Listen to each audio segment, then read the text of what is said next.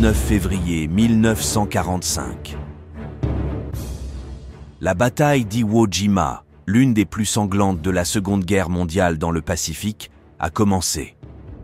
Dans cet affrontement, un élément très important va se manifester, marquant le reste des batailles à venir entre le Japon et les États-Unis. À partir de ce point, les commandants japonais ont compris que la victoire ne serait plus possible, et leur stratégie consistera à infliger le plus grand nombre de pertes possibles à l'armée américaine durant la bataille pour l'île. La situation militaire du Japon au moment où cette bataille commence est la suivante. Depuis la fin de 1943, le Japon perdait peu à peu des îles dans le Pacifique Sud, un processus qui ne faisait que s'accélérer de manière inéluctable. Après avoir perdu des archipels comme celui des Gilbert, les îles Marshall ou les îles Salomon, à la mi-1944, les Japonais ont perdu l'importante île de Saipan. Si vous vous souvenez du programme que nous avons récemment diffusé sur cette bataille, la perte de cette île a permis pour la première fois aux bombardiers américains de bombarder le Japon depuis les aérodromes de Saipan.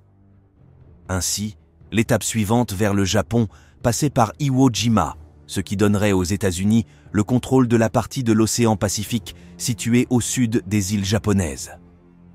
La conquête d'Iwo Jima leur offrirait également des aérodromes importants, les rapprochant encore plus du Japon, ainsi que l'élimination des stations radars japonaises à Iwo Jima qui interceptaient les avions américains partant de Saipan. Pour mener à bien cette opération de conquête d'Iwo Jima, l'amiral américain Nimitz comptait à nouveau sur le 5e corps amphibie, avec lequel il avait également combattu à Saipan quelques mois auparavant. En tout, il disposait d'environ 110 000 hommes, avec pour force d'assaut terrestre les 3e, 4e et 5e divisions de marine. D'un autre côté, le général Kuribayashi avait sous son commandement environ 21 000 hommes, avec la 109 division d'infanterie comme unité principale. Bien que le nombre de soldats de chaque camp était assez déséquilibré, la différence était encore plus grande en ce qui concerne la marine et l'aviation, car tandis que les Américains disposaient de plusieurs centaines de navires et d'avions, les Japonais n'en avaient pratiquement aucun. Le seul avantage qu'ils avaient était qu'ils préparaient la défense de l'île depuis la mi-1944, construisant toutes sortes de tunnels et de fortifications. Comme nous l'avons mentionné précédemment, le général japonais Kuribayashi savait qu'en face d'une telle disproportion de force, la victoire américaine était inévitable. Ainsi, il se préparait à rendre cette victoire aussi coûteuse que possible en vies humaines. Peu avant la bataille, Kuribayashi déclara ceci: « Nous sommes ici pour défendre cette île jusqu'à la limite de nos forces. Si nos positions sont envahies, nous prendrons des bombes et des grenades, et nous nous jetterons sous les chars pour détruire notre ennemi. Longue vie à l'empereur. » Bien, maintenant que nous avons vu le contexte, passons au déroulement de la bataille. Le général Harry Schmidt, commandant de la force de débarquement de la marine, demanda un bombardement intensif de l'île pendant les 10 jours précédant l'assaut amphibie, prévu pour la mi-février. Cependant, cette demande fut rejetée, et finalement, le bombardement ne commença que 3 jours avant le débarquement. Par la suite, lorsque la bataille se termina, cela fit l'objet d'un débat intense, car les défenses japonaises étaient en bon état lorsque les marines atteignirent la plage, ce qui fit que ce court délai de bombardement fut considéré comme une grave erreur. C'est le 19 février que les marines des 3e, 4e et 5e divisions débarquèrent au sud-ouest d'Iwo Jima. Ils le firent le long d'une plage d'environ 4 km de large, avec la 5e division de marine sur le flanc gauche, la 4e au centre et la 3e à droite. L'objectif de chacune d'elles était le suivant. Tout d'abord, la 5e division devait pénétrer dans Iwo Jima par son point le plus étroit et sectionner l'île le plus rapidement possible. Par la suite, une partie d'elle prendrait le mont Suribachi, tandis que le reste de la division avancerait le long de la côte nord de l'île. La 4e division prendrait le premier aérodrome de l'île et avancerait ensuite vers le nord-est d'Iwo Jima, le long de la côte.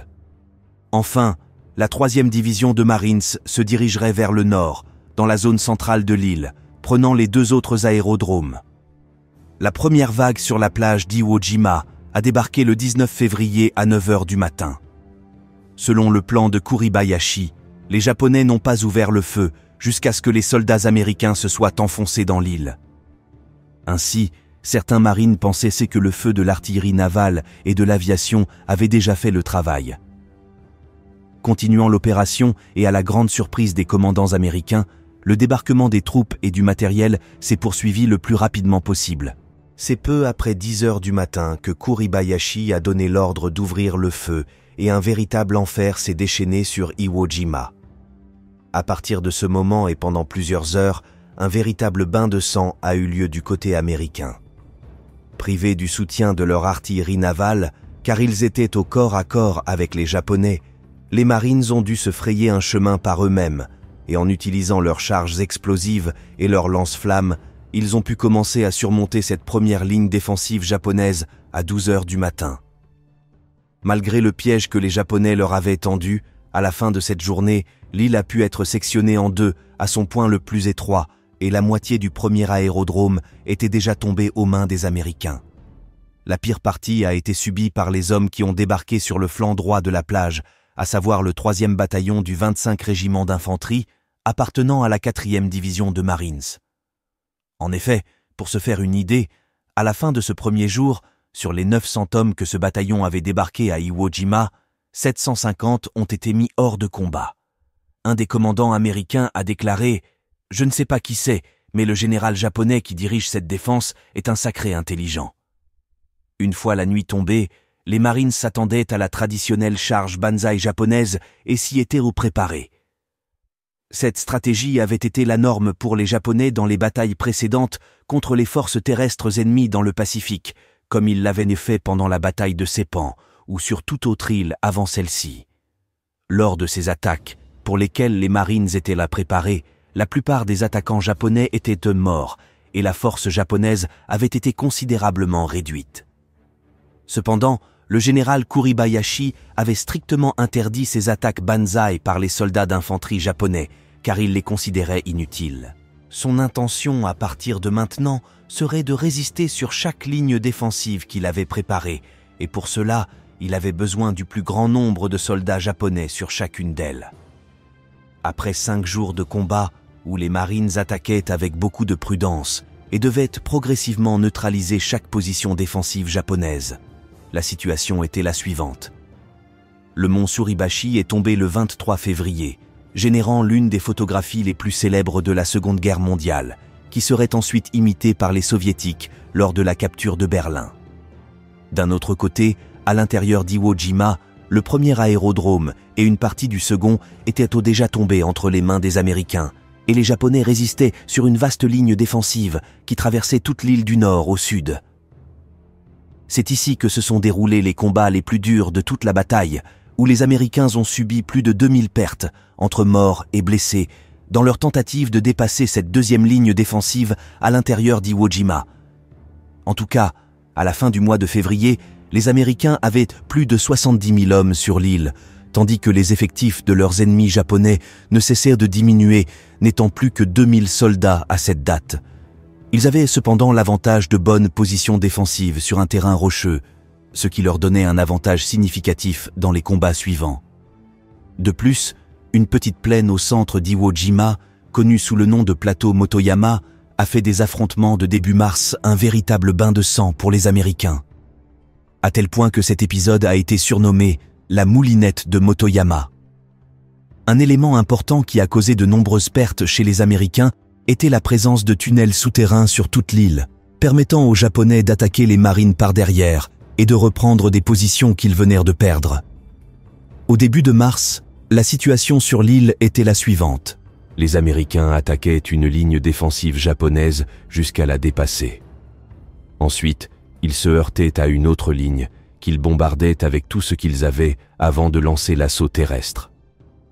Malheureusement pour eux, ces attaques d'artillerie, bien que très puissantes, n'étaient pas très efficaces car les Japonais protégeaient tout leur matériel lourd à l'intérieur de leurs tunnels.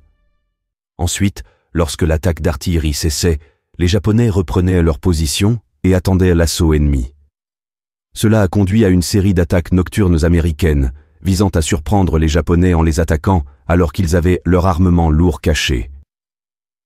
Cette attaque a été un succès, permettant de progresser et d'éliminer de nombreux Japonais pendant leur sommeil. En représailles, les Japonais ont lancé un assaut Banzai dans la nuit du 8 mars, cherchant à rendre coup pour coup aux Américains. Cet assaut a été mené en désobéissant aux ordres du général Kuribayashi. Ainsi, la bataille a dégénéré en une série d'attaques sauvages, au corps à corps, augmentant considérablement le nombre de pertes. Peu à peu, la résistance japonaise s'est affaiblie en raison du manque d'hommes et de munitions, et le 15 mars, la ligne défensive japonaise s'est brisée. Quelques jours plus tard, le 18 mars, les forces diminuées de Kuribayashi étaient divisées en deux, au nord-est et au sud-est de l'île, ne pouvant faire autre chose qu'attendre la fin amère. 2 jours plus tôt, le 16 mars, l'île avait été déclarée sécurisée par les commandants américains, car les noyaux de résistance japonais ne représentaient plus une menace. Quelques jours plus tard, dans la nuit du 25 mars, a eu lieu la charge finale japonaise, un acte suicidaire pour maintenir l'honneur des soldats intact. On estime qu'environ 300 Japonais y ont trouvé la mort, causant la mort de 50 marines et blessant 120 autres. On ne sait pas avec certitude si le général Kuribayashi a dirigé ou non cet ultime assaut, car son corps a disparu pendant ces derniers jours, et on n'a jamais su ce qu'il est devenu. Comme fait curieux, il faut noter que 2 soldats japonais sont restés cachés sur l'île jusqu'en 1949, date à laquelle ils se sont finalement rendus. Le bilan final de ces 36 jours de combat a été terrifiant pour les Américains, car pour la première fois, ils ont eu plus de pertes que leurs ennemis japonais, avec un total de 26 000, dont près de 7 000 morts. Les Japonais, de leur côté, ont subi presque 100% de pertes, avec un peu plus de 18 000 morts. Cette victoire à Iwo Jima a permis aux Américains de bombarder le Japon plus facilement et de commencer leur assaut sur l'archipel des îles d'Okinawa, suivi par l'invasion proprement dite du Japon.